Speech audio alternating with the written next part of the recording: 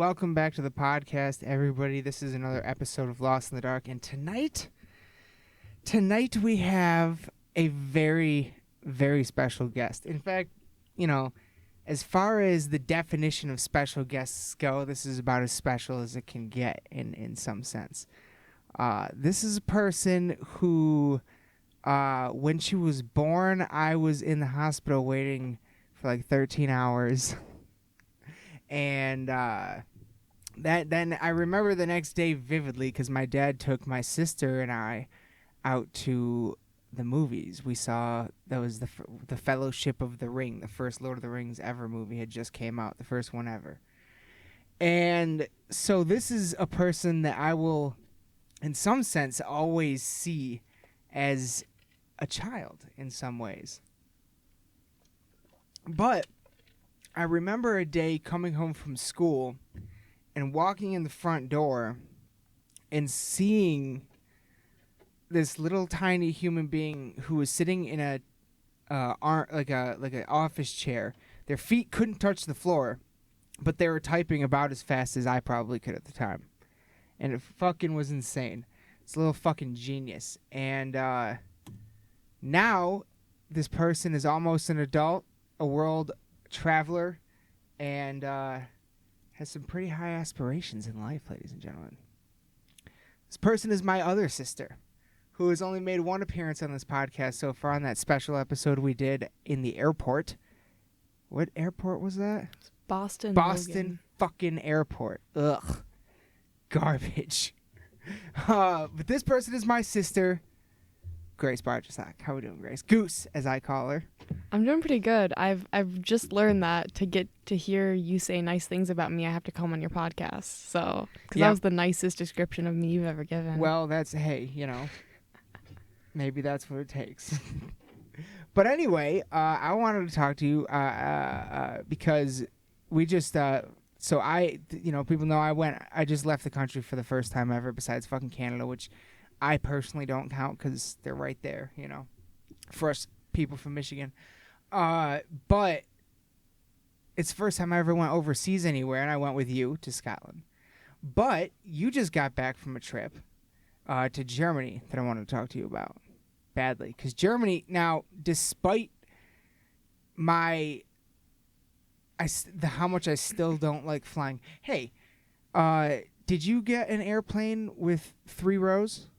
Yeah, we had. Did you really? It was the same as I think the jet we took across seas. It was 232. Keep that mic right in front. Yeah, sorry. There you go. 232. It's most international flights, I think, especially from the U.S. to Europe, tend to be like that. But ours wasn't. Yeah, I know ours was weird.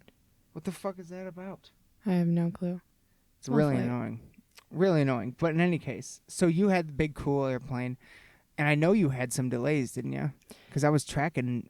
Oh, no, I didn't track your flights. I tracked Katie's flights. She had delays. Did you have any delays? I think we didn't have any delays on the way there. On the way back, I think we had like a 15-minute delay just because there was backup on the runway. But it wasn't. It was hardly noticeable. Yeah.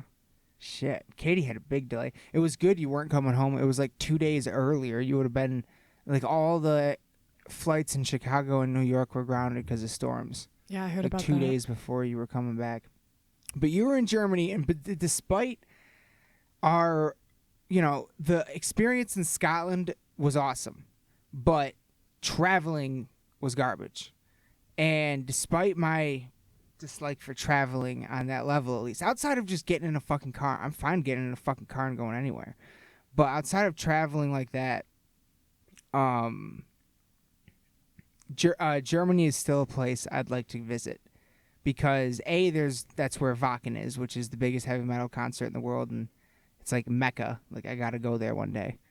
But also just there's a lot of other shit there that I really like to see. And actually, Preston, I think while you were gone, Preston went to like some random website called like findyourgrave.com or I don't remember what it was, something like that, and he traced back some of the Barjasak ancestry like pretty far back actually, and fucking like 4 4 or 5 Barger stocks ago, our last name was straight up Birkenstock. And fucking from Germany. Like, so there's like fucking, we must have some family shit. Figure out what fucking towns they were from, you know what I mean? And go check that out and shit like that. He also found out that there's a Barger stock on the fucking monument at Gettysburg for the Civil War. Yeah, I think Dad had mentioned that before. Yeah.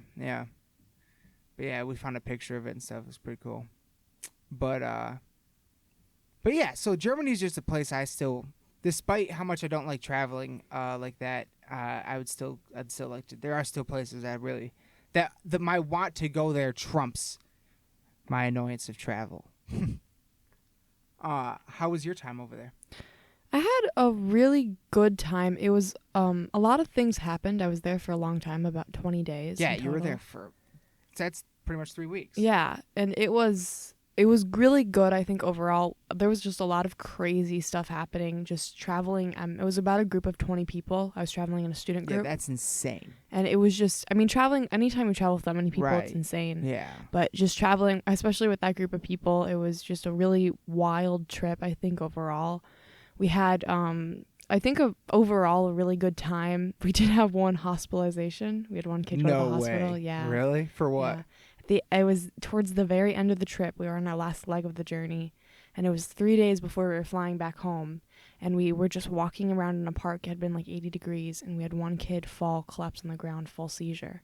Oh, Jesus Christ. He had never had a history. He'd never been to the hospital before in his life. Holy he had fuck. no history. It was just dehydration. He just hadn't been drinking water. Dehydration, that causes seizures? Yeah, if it's bad enough, yeah.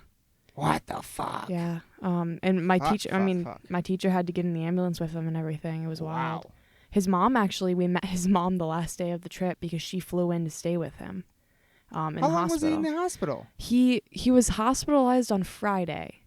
But because he had no history, they wouldn't let him go until they did a bunch of tests because they were so scared to put him on a plane. He has a seizure on the plane, you're fucked. Yeah. You know? Yeah. And so they put him in they hospitalized him, and then they waited for specialists and test results, and that took about almost a week. He didn't get out of the hospital. Well, not exactly. He didn't get out of the hospital till the following Tuesday. We left the day before on Monday. And then he didn't get to leave Germany until Thursday because that was the best flight they could get. Oh, okay. Yeah. So, all right. Still, damn. So he was in hospital for like 5 days, but that was mostly just because they're running all these crazy fucking tests. Yeah, they were running. I mean, yeah. After they filled him with fluids, I think he was so much, and then by the time his mom got there, he was so done with being there. He was like, I just want to leave. I feel fine. The doctors think I'm fine. But because they were so scared to put him on the plane. I mean, honestly, if you get sick on a plane, I understand that. If you don't have a fucking history of seizures and you're going to tell me that like how severely like he was walking around. Yeah. You know what I mean? He's not like dying of thirst. You know what I mean? So how long had it been since he had a cup of fucking water? Like, you know what I mean? What is going on there? I could totally see wanting to rule out every other fathomable option for a seizure before letting that go. You know what I'm saying? That's a fucking crazy one. I've never heard of that. But that's sort of what I mean by it was a wild trip. It was really good, but then just like the weirdest stuff kept happening. What's another one? What's another weird crazy thing? Oh god, I can't think of them on the spot. All right, fair enough. We'll probably get into them as we go through it. So where do you land? You leave New York, I assume. You fly out of JFK again? Yeah, we flew out of JFK. And where do you land? We landed in one of Berlin's airports, the Berlin Tegel Airport. Oh, shit. Okay. So you're in fucking Berlin off the rip. Yes. How long are you in Berlin for? I think in total it was 5 days, maybe 6. So we weren't in Berlin for too long, but it was almost a week. Yeah. It was 5 days. So you landed and you stayed there for 5 days, 6 days? About. Oh, shit. So what the fuck did you do there for 6 days? I'm going to pull up pictures because I'm not going to remember otherwise.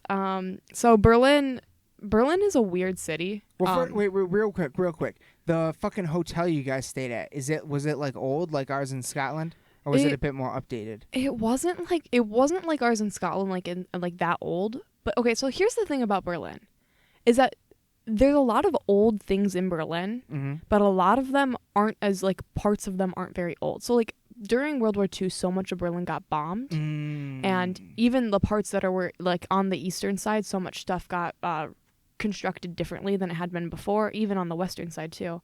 So I mean, the hotel wasn't that old. In Berlin, a lot of the places don't actually look that old, and then some of the places that do look really old perhaps were, and part of them are, but a lot of it's reconstruction to like fix things how they were before. Okay. As we talk about Germany, that's a very common theme. Berlin, World War II, got bombed to hell. The town I'll get to next, like the next place we'll talk about, the town of Würzburg, 90% of it was bombed out during World War II. And so a lot, like everything there had to be rebuilt. Right. So that's the thing about like Germany. A lot of German cities, prominent German cities, like there are old buildings still, and there's a lot of old monuments and things like that. But a lot of stuff is still relatively new or under construction. Like these huge, like massively old monuments are under construction because they're trying to fix them or build them back. Okay. But yeah, so the weird thing about Berlin, and I kept trying to figure out like what the best comparison it is, and I think maybe Chicago. There's a friend of mine who had an argument for Chicago, but the weird thing about Berlin is that it's one city hypothetically, but it feels like as you walk around it and ride around it, it feels like 15 little cities just next to each other. And I had one really fantastic New Zealand tour guide while we were there, who said because of the history of Berlin and all the things the city has gone through, especially in modern history and recent history, so many pieces of it were rebuilt at different points and in different eras. So Berlin, like each piece of Berlin has a different vibe and its own history because it was done in pieces and it was done by different groups, different people, different times. With different histories. Yeah. Wow. So it's a really interesting and weird city to walk around. If you ride, we rode the U-Bahn and the subway a lot. And as you're riding around, sometimes you can look out and see it, and you can honestly see like the city become looking different as you're going through it. And not so much in the east-west split. A lot of people still say that. I personally didn't see it that as much, but just in the sense that like architecture styles are different, like just in like, I mean, were they built in the 60s, 70s, 80s, 90s? Right. The people you meet, like the different types of people living in different areas. There's obviously like there's some like real rich areas and some not so rich areas, but just overall, I think their different pieces of the city look so incredibly different. Okay. But we spent a lot of time sort of all over the city. We went to different places. Like city areas in Berlin, they call them Platz. Okay. So the first place we went to was called Alexanderplatz, which was part of former East Berlin. And we got to see, I mean, our tour guide who was with us, a woman named Theresia, was fantastic. She knew the city like the back of her hand. And she was pointing out to us a lot of examples of like communist architecture and things they built there that were really interesting. I'll show you a picture. Sadly, viewers at home can't see, but it's this big clock that was in the city. And the clock is designed so it shows not only the time of the place you're at, but the time of cities around the world, like the time difference and what time it is there. Oh, wow. In those cities. But the funny thing she was telling us about it is that because it was built on East Berlin, it didn't have any of the Western, so to speak, cities. So in recent years, I think she said in like the 90s, they had to go in and like in the picture I have, you can see Los Angeles and Vancouver. Like those were added recently. Ah. While some cities have been there. And pull that up. Let me see it again. So it's like this. It's not just like a clock on a wall. It's like just what appears to be a big ass thing in some sort of like town area. Lots of people around, and it kind of looks like it's this giant thing on a giant metal pole, and it almost looks like a fucking carousel. You know what I mean? Like with the horses in it and stuff. But instead, it's all just each like section is just it's more. It has sides as opposed to being rounded, but it looks like it's in a circle. Make it come back. And it's got numbers and stuff in it. And what's the writing on top of each number? So those are the city names. Okay. That the time represents. Oh, wow. Okay. Yeah, and so there's a lot. What's that thing called? I don't remember the name of it. I don't know if I was told a name. It was just like a clock. They didn't really, at least I didn't hear a specific name referred to it. What sadly. city is it in? This is in Berlin, yeah. This is in it's like giant Berlin. In Alexanderplatz. You'll probably find it. Alexanderplatz clock. There you go. But we and so it just when you're walking around, there's so many because it's such modern history. There's so many random things you see that like seem so ordinary and like blind, but then your tour guide or whoever sitting there talking to you about it, it's like, oh, this has so many levels of meaning from so many decades. So it's a really cool city to walk around with, especially if you can get someone who knows the city and knows its history. I really liked Nikolaiplatz, which is like its historic district. Okay. It's by the Rathaus of Berlin, which is like their city hall, but it's this beautiful stained glass building that they won't let anyone in. And you can see the. Is that it? Yeah, this is that. This is the city hall Rathaus, and this is the Nikolaiplatz sign. And it's all stained glass there. The inside the windows they've got stained glass. This is like brick. Oddly enough, that kind of looks like a city hall here. Yeah. You know what I mean? Besides the stained glass, but like outside of that, it looks like it's made of brick. You know, that kind weird that kind of architecture is seen in our fucking city halls here. Yeah. But yeah, no, Berlin's just a beautiful place. I'll let you look at pictures if you have any questions. You can ask me. Go back to. What's that? This is a church. I sadly don't remember the name of it. It's in Nikolaiplatz. All right. And it's one of the oldest churches in Berlin. Okay. And it's very, like, the architecture style is very Rococo. So if that means anything to your viewers, I was told that a lot. All right. But yeah, no, there's just a lot to this city. And it's a city, I think, that isn't at all afraid of its history, which is kind of cool. You see, I mean, as time goes on, you don't see it as much as obviously the east-west split. Yeah. I personally couldn't like spot it unless someone was telling me about it. But when someone sits down and talks to you about it and points out like just like architecture and stuff like that, you can sort of make it out. Okay. But I still think there's a lot. That's cool though. Yeah. And I mean, the people of Berlin did break down the wall, yeah, you know, and I think absolutely. they take a lot of pride in that on some level. This is picture through the eastern side of the wall of the Berlin Wall Memorial Museum. Oh, whoa. Yeah.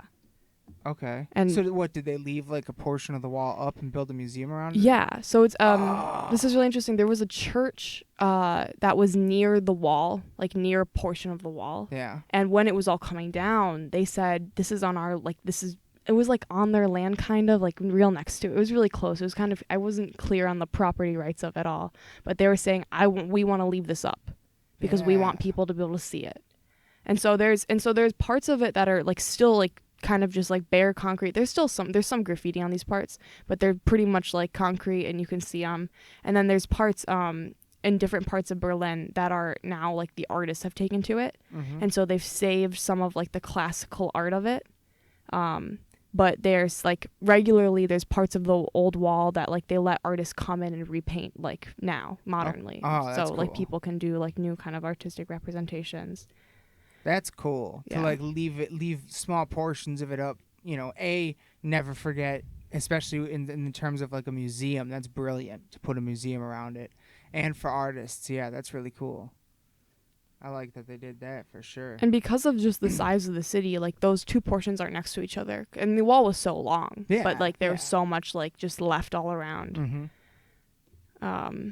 But yeah, no, Berlin Zoo is amazing if you get a chance. But aside from that, yeah, no, and it's an interesting city. You went to the fucking zoo? Yeah, we did go to the zoo. Did you see any animals you can't see here? We saw a lot of birds. We spent a lot of time in the birdhouse, but we saw some pandas. Oh, that's cool. They've got a panda named Mang Mang. She became our unofficial mascot of the trip. That's cool. Yeah.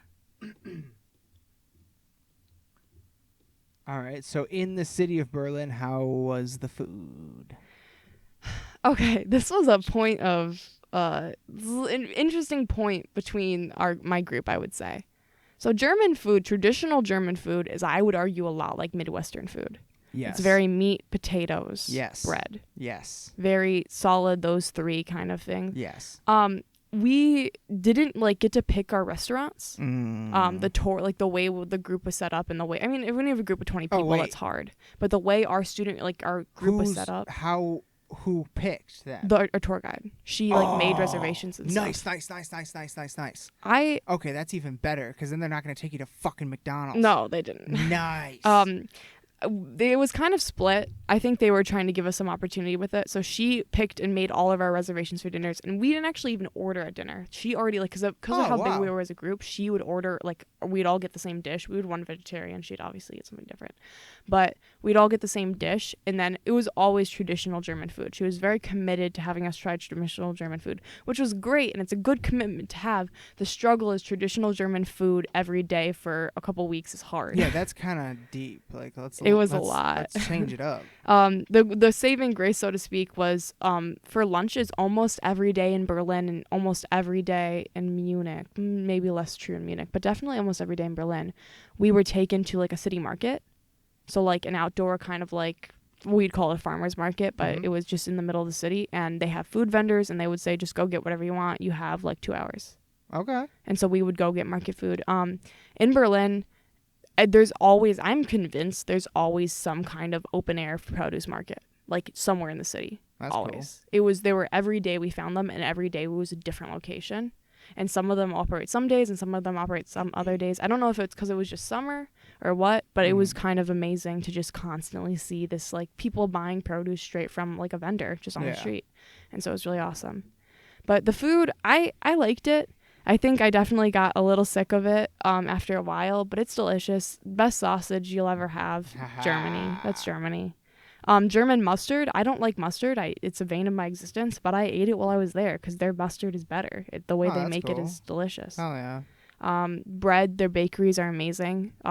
Bakeries, baked goods in general is a lot cheaper there. I don't know why. I think maybe just because of how much it's made, but it's delicious and amazing.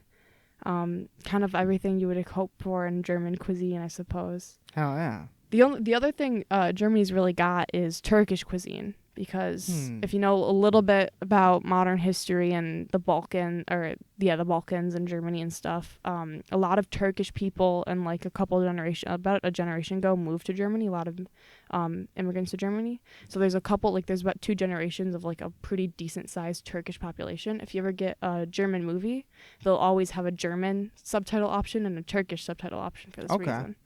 And so they have a lot of really good Turkish food too. Okay. I had something there called doner. It wasn't actually while I was in Berlin, but it's like this big round sandwich that you have, but the meat is sort of like falafel meat. It's like sheared off one of those circling roasts. What's it called? It's called doner, I think. Doner.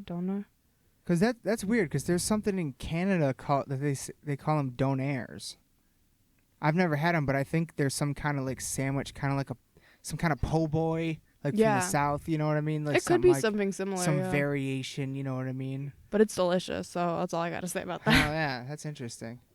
Just trying to, like, what about the baked goods and stuff like that? Did you get anything crazy? Like, what's a German fucking traditional? I had something called Pfannkuchen, which is essentially, Pfannkuchen, which is essentially a jelly donut. Okay. It's good, though. Actually not in correct German, but whatever. It was good. It was pretty basic though. I would say the weird thing about like, and I would argue this is more true for all over Europe, but especially in Germany, and probably France would get angry if they didn't hear me mention them by name too. But baked goods are just better there. I'm sorry, but the more people eat them, and it's more often bought, and so like people go to the market and buy their bread regularly. You know, they don't get it. I mean, yeah, exactly. And a lot, like they just have different, like we didn't, in Scotland, there was not a single product with high fructose corn syrup there. Unfindable. So there's that. And then also, if you look at the fucking, go to the grocery store, pick up a package of bread and look at the fucking ingredients. Bread requires 3 things to make.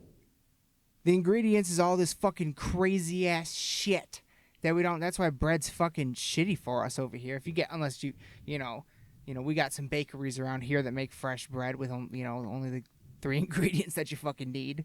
So yeah, but over there, I'm sure it's much more like that than it is highly processed. That's actually something we had a lot of fun like playing, like testing out just in general, not just with bread, but with all the foods there, because the EU has far stricter regulations on what can go in their food.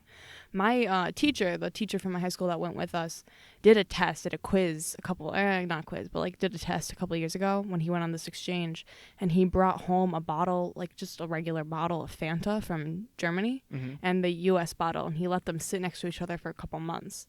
And after a couple months, the US bottle looked exactly the same as had been bought. And the German bottle, all of the orange coloring had floated to the bottom. Yeah, it doesn't have the same nasty ass preservatives. So he was like, need. Here's some proof. Yeah. Yeah, absolutely. Like it's fucking crazy, honestly. It's really crazy. Like, and fuck. There was something else I was gonna say about that, but I forgot what it was. Anyway, go on. I did actually have McDonald's once while I was there.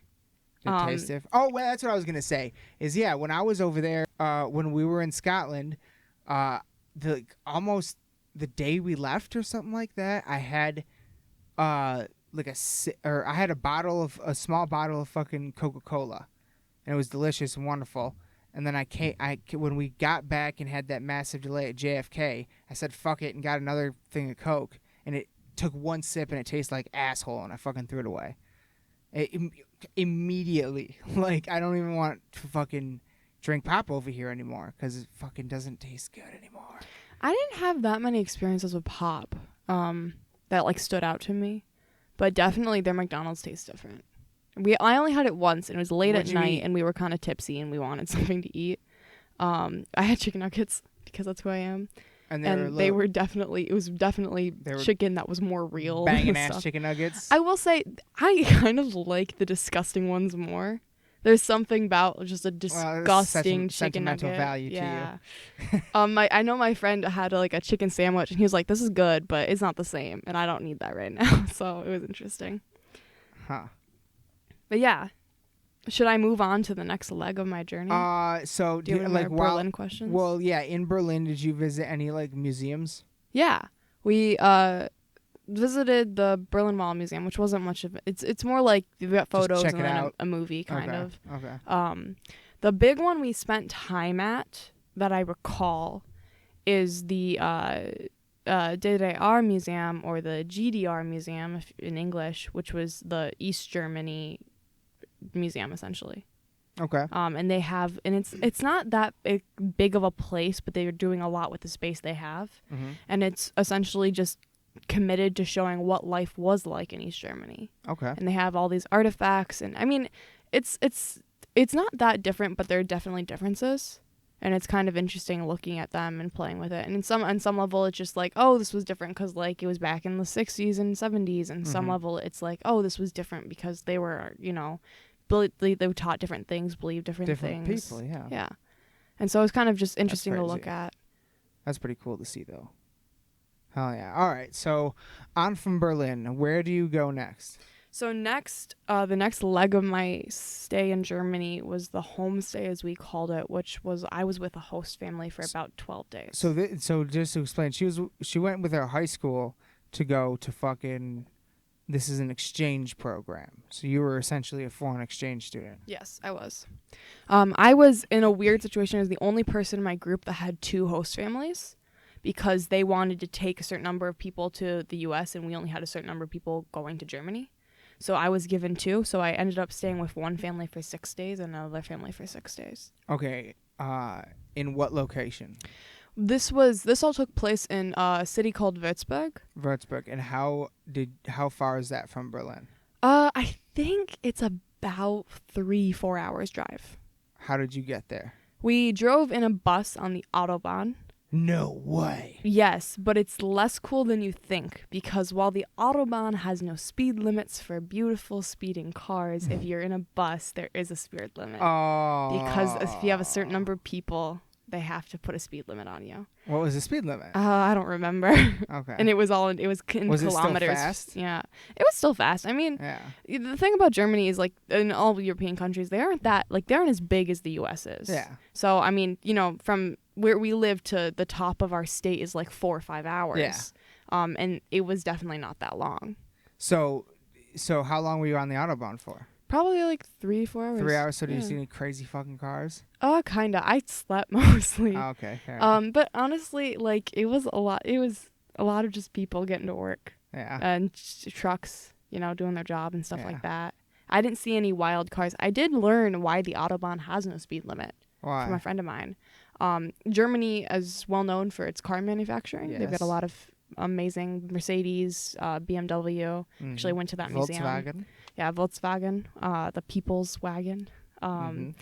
But the reason that the Autobahn has no speed limit is because these kind of companies have really like kept it without a speed limit because they want to sell these luxury like race cars essentially to people. And there's no point in buying this beautiful high speeding car if you can't use it. If you can't drive it at top speed anywhere. So they have sort of kept it without a speed limit, which is, I mean, out of all the things I've heard corporations do, kind of one of the more harmless. Yeah, I mean, it's probably fine, yeah. That's crazy. Yeah.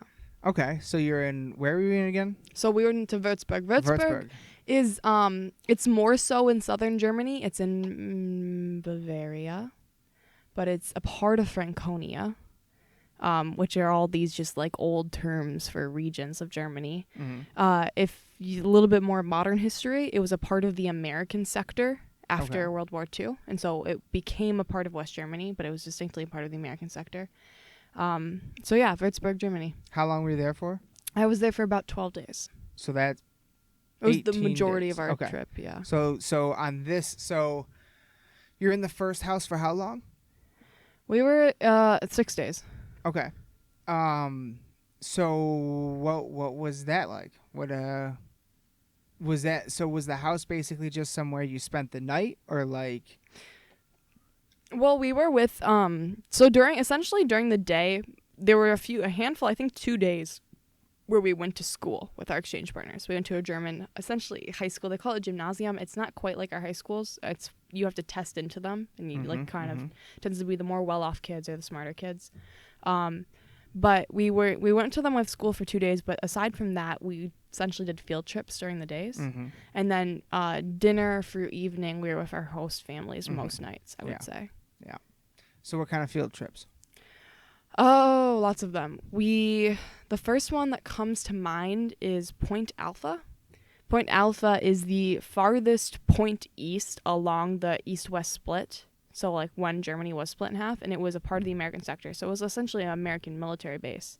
And they still have a lot there. They still have like some tanks on display and stuff, and they have a pretty big museum, and you can see the border. They still have some of like the barbed wire up, so you can see how the split was actually like maintained.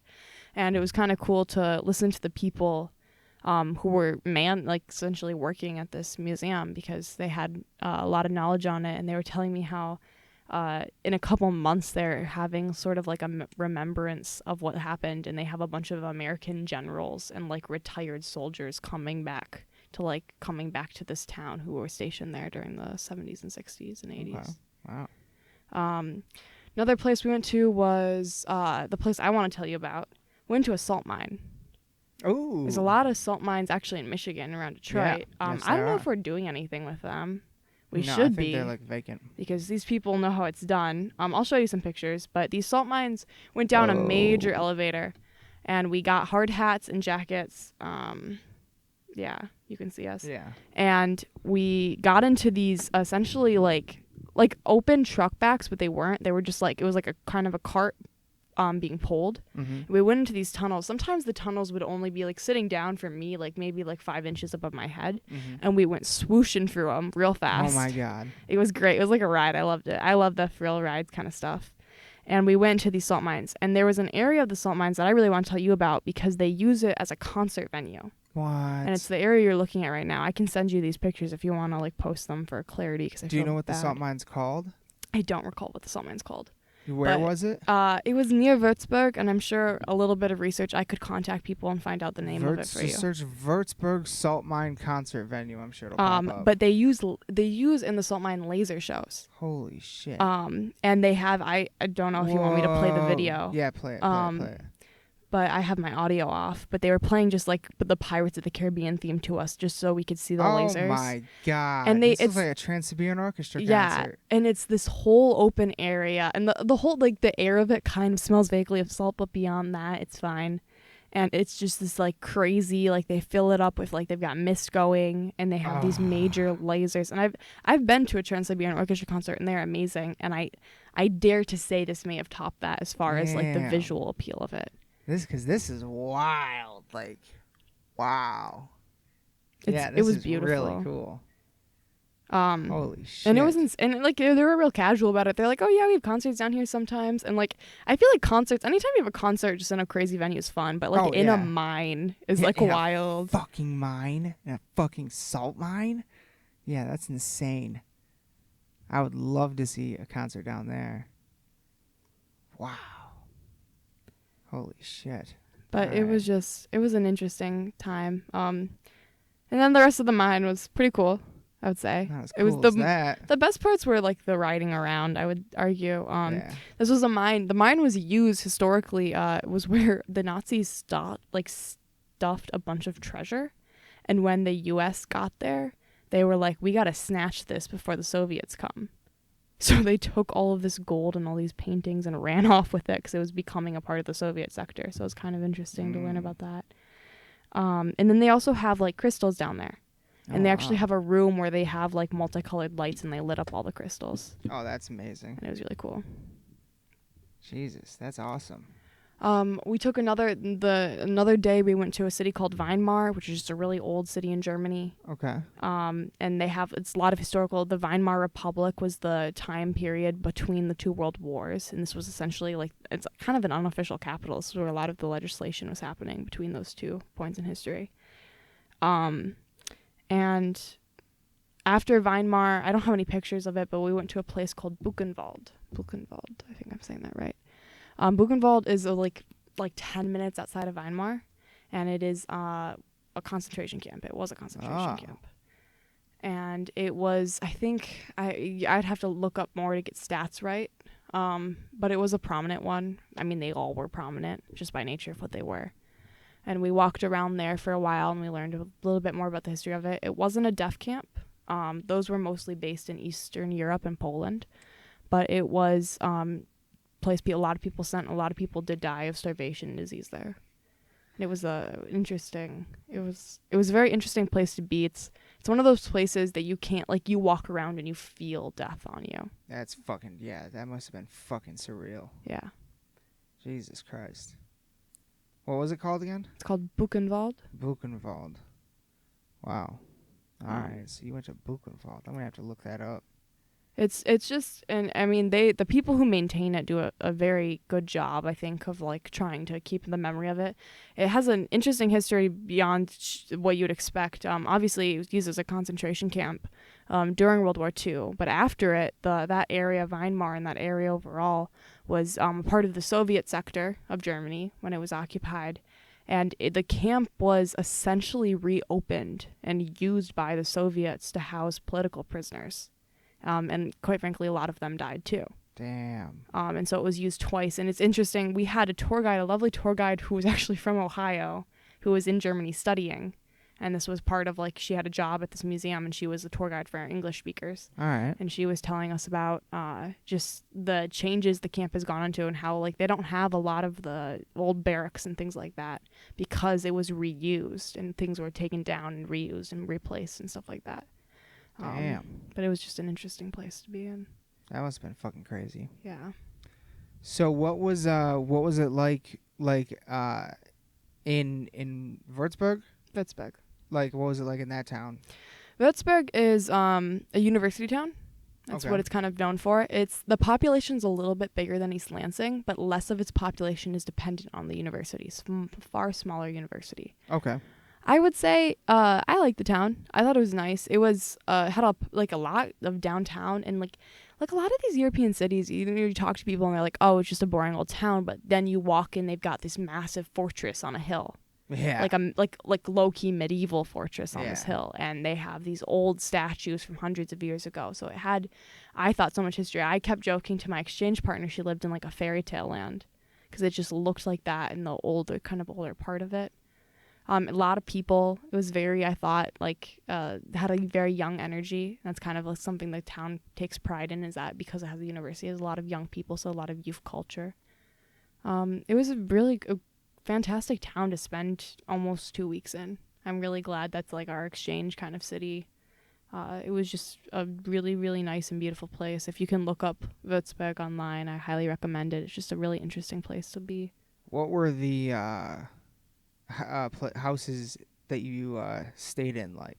Okay, like so were they like traditional German houses and that kind of architecture? So the thing about Würzburg, as before, is that 90% bombed out during World War II. And so a lot of the things there have been rebuilt. It's a city of churches. There's so many old churches that they had to like fix and remake. But as for houses, there's not a lot of like good real estate. Like there's like a lot of it's been taken. And so a lot of the people that could buy it were pretty rich. So a lot of the houses are really nice, very modern. So the first house I stayed in was, I was kind of like, I shouldn't be here.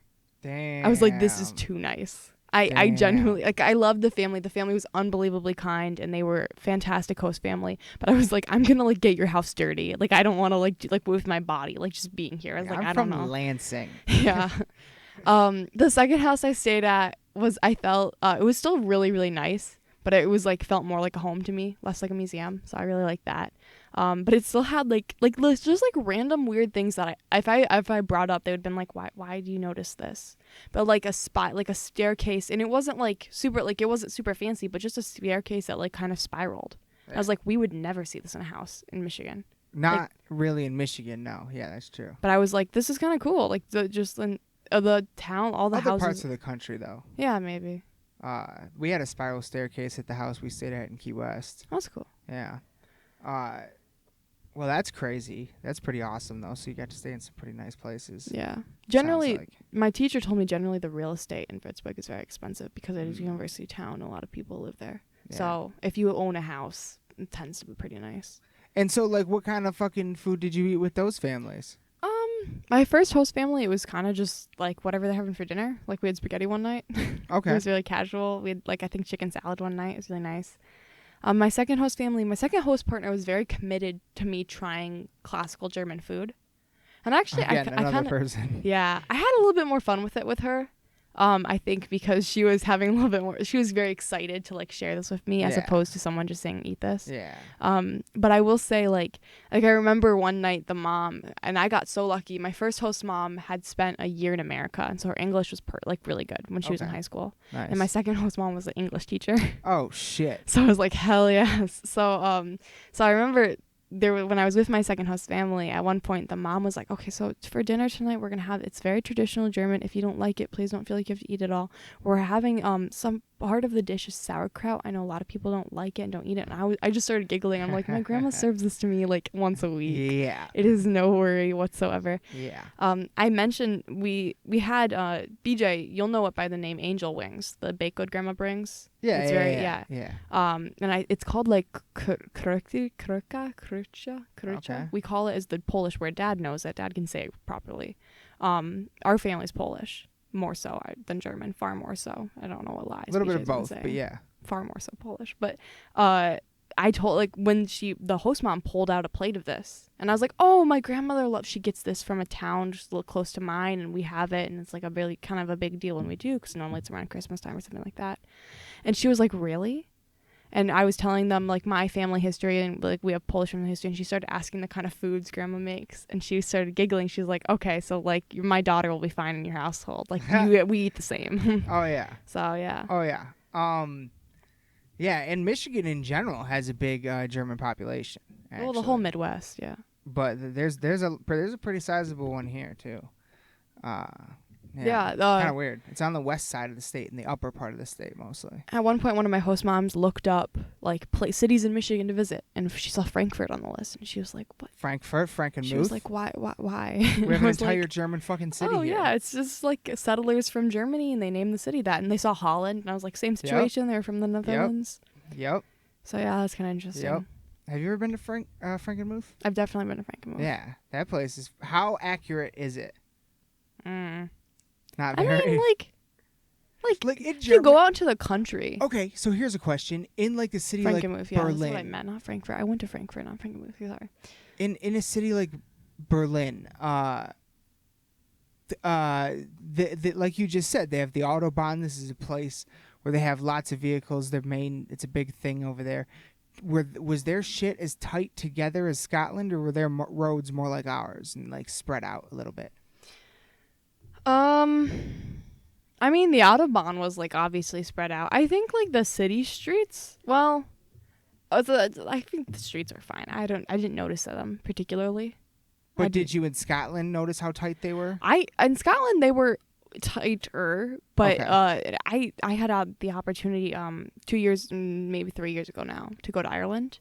Tightest roads I've ever seen were in Ireland, and we were whipping through them with a touring bus, Jesus, and I was scared. Christ. I was so scared. I was like, "What? No!" And that was the first time I'd seen like roads that were distinctly smaller too. So part of that was my like sort of alien experience to it. The big thing I noticed about the roads in Würzburg were my exchange partner bikes to school a lot, and so I biked with her one morning, and the bike lanes are far more apart. Biking is so much more common in Germany just as a mode of transportation for everyday life.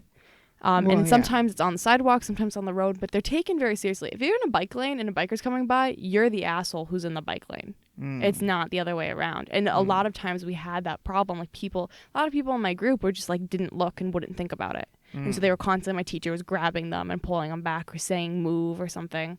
And we definitely got some angry looks from bikers. But when I was biking that one day, I was like, it was very different for me just because of how close you are to people and to cars and everything, and how like enveloped the bike lanes are into the city. I mean, at least in East Lansing, bike lanes are becoming a thing now. Like they're adding them on, they're becoming more of a respected thing. I think starting to see more people use them. They've been established.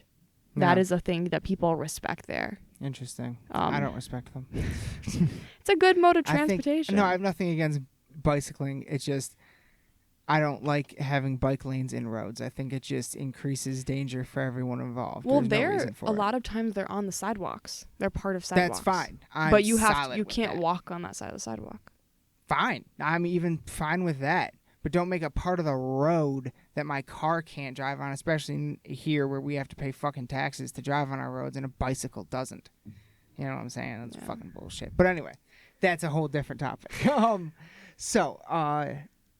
Fucking Würzburg families.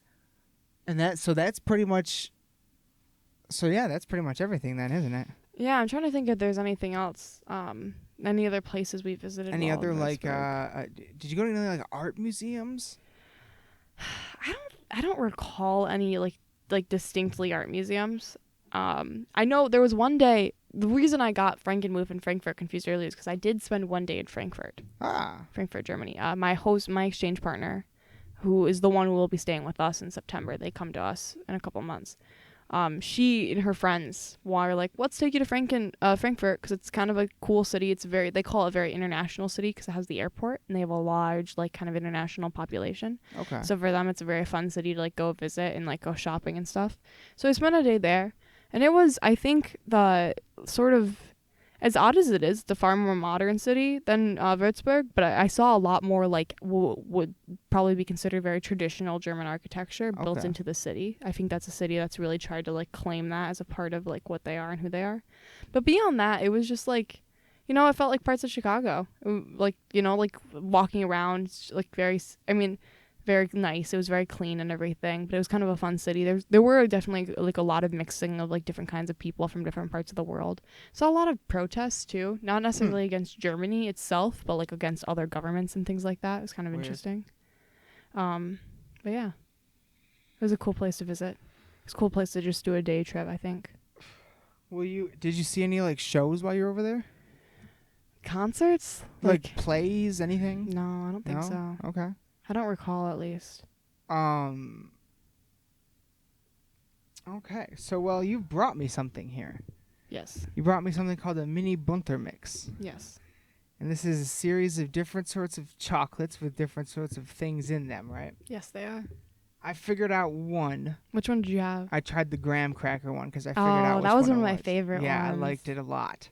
So here, let's each pick one. You pick one and I'll pick one and we'll both try it. Let me see what you have left.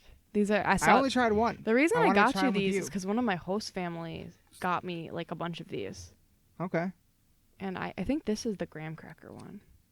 Am I right? Wait, let me see it. Knisper. No. Oh, okay. I don't remember what that one is then. I'll do this one because I know what it is. I can read these. I'm still in German. We're both going to try half of each one. So. Okay. Yeah, they're split into... So these are Ritter Sports. They're like little German chocolates. You can buy them like as big things. But I just got him a little mix so you could try a bunch of them. And they're not like fancy chocolates either. They sell these in the supermarket, but I think that's a really good chocolate. Ah, okay. Okay. I know which one you got too. I don't know what the fuck it is. What's mine called? Mine's called Edel Vollmilk. I think yours is just like whole milk chocolate. Oh. It's pretty good. Okay. Here. All right, I'm going to try yours first because yours has stuff in it. I'm going to try yours first. Yours is called... You want me to read it? Splitter. Yeah, no splitter. It's close enough. What is that? Almond? Might be. It's just nuts. Nuss is just nuts. So it's like a nut almond mixture. Yours is milk chocolate. It's delicious. Chocolate's good there. It just is. Oh, yeah, I didn't want to be... I wanted to fight it too. I wanted to be German like... chocolate. I mean, yeah, I know. Everybody knows it's good. It is pretty good. And, to my point, there's no high fructose fucking corn syrup in this shit. Even though all the packages in Germany, so maybe there is. I don't know. Is that yogurt? Okay, so I think it looks like yogurt, right? Yeah, it definitely looks. It's Joghurt. It is definitely a creamy kind of... It has a little bit of a sour flavoring to it, but it's not like yogurt as in we think it, and I highly recommend you at least give it a try. Okay. Oh, I'll try them all. I'll try them all. I know I tried something else you were very one, interested in. I don't want that one. I tried Jaeger while I was there. Yeah, and I'm mad I don't have any here for you to try to compare. Yeah. I tried two kinds. I want to know if it's better. What? I tried... I'm sorry, what? Yeah, I tried two kinds. I had a lot. Two kinds of what? Jaeger. I drank a what? lot. What do you mean two kinds of So Jaeger? there was like the Jaeger, like at least two brands, I think. What? So there was the Jägermeister that I think I've seen you drink before. With like the green bottle. Yeah. And then there was this kind, which I think is a different brand. What the fuck I is was told that? by my host mom who did shots with us that it was Jaeger. Krauterglut. Or Zyger. You should... It's... Okay. I was told certainly that's looks what it was. like... the bottle's definitely trying to look like Jaeger. And it tasted a lot like... I tried two kinds. The one kind, I had just said Jägermeister on it, and that kind, and they tasted very similar. So you I think should it send is me the a same. picture of this. Yeah. I took the picture for you. Okay. Send me that picture. And, interesting. So you know now, then it basically just tastes like black licorice. Yeah, it was like the aftertaste to me. What I described it because Hannah was like, "What do you think?" And I said, it tasted like root beer almost. The root beer aftertaste, like that sickening, like almost like super sweet kind of. I don't know. Yeah. It was fine. It wasn't my favorite, but I thought it was fine. I fucking love Jägermeister. Fuck. Damn it! I forgot what I was gonna say again. All right. Well, you're gonna have to try it over here. That was it. Did you try any absinthe? No, I don't think so. so. Okay. I definitely tried things I don't know what they were. For the record, in the future, you'll probably want to try some, especially if you ever go to a fancy restaurant that serves it. Ask them for it because they bring out this big glass, awesome contraption. They pour it out of a spout and they like put like a thing on top of the glass and put a sugar cube and they use fire to melt the sugar cube into the glass. Like it's a real production. It's really cool to see. But ultimately it tastes similar to Jaeger. Like but more of black licorice flavor almost than as opposed to just like sweet and a little bit of black licorice. But yeah. So yeah, that's a good one. But yeah, we'll have to try Jaeger together sometime, which isn't legal here for you for a few years, but over there it was. Yeah. Well, no, it wasn't. Yeah, it was. No. So in Germany, the legal drinking age is 16, but for hard liquors, it's 18. You're not. Oh, you're 18 this year. Oh my God. I'll turn 18 in a couple months.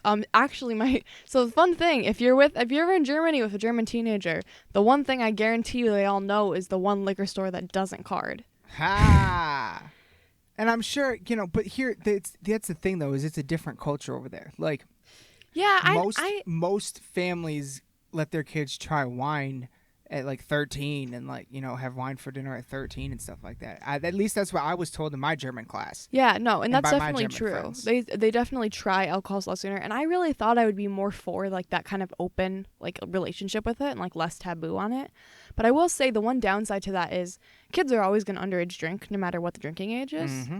And so here it's 21, and I mean, I would say most people probably start drinking around 18, like to go hard, you know, if they want to get drunk or anything at a party.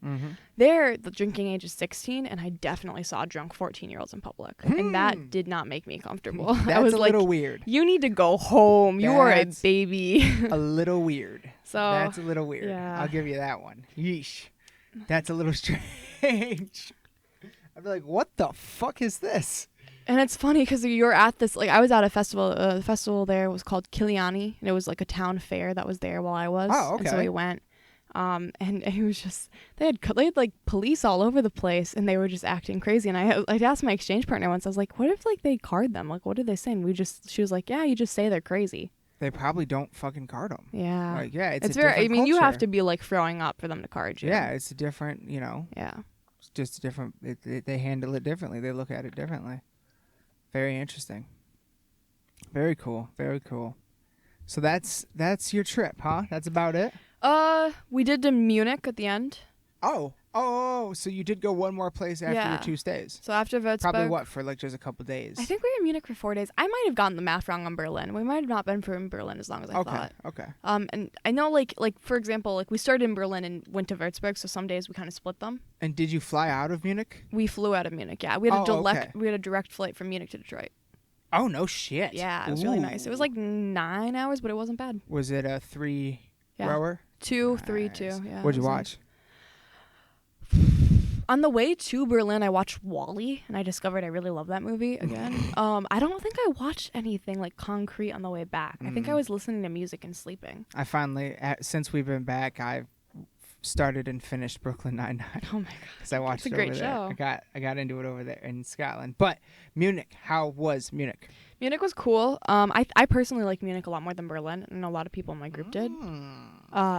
It's more. Why? I don't know exactly. It definitely gave a smaller city feel than Berlin. It's the third largest city in Germany, and it is just distinctly smaller than Berlin. Okay. I took to it. I don't know why. It gave a very welcoming atmosphere.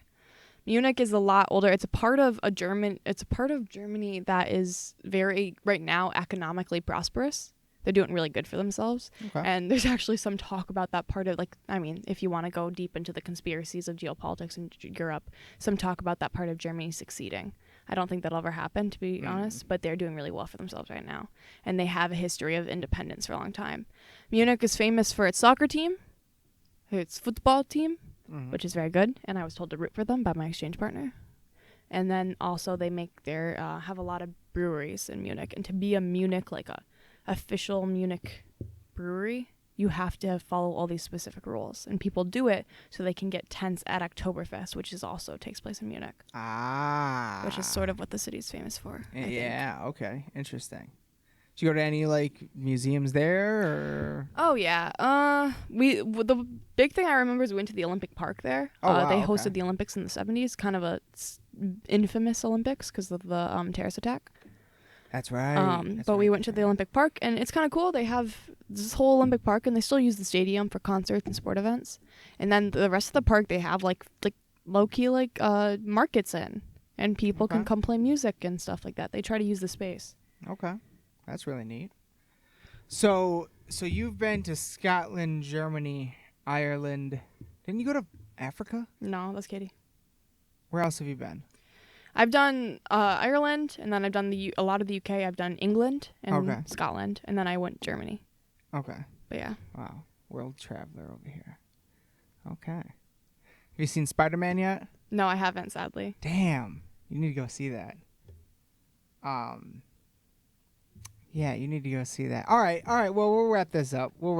I'll get you on here again sometime, and we'll talk about Marvel and Doctor Who. Oh yeah, I want to have a long talk with you about that, because I think you and I have some differing opinions on a lot of things.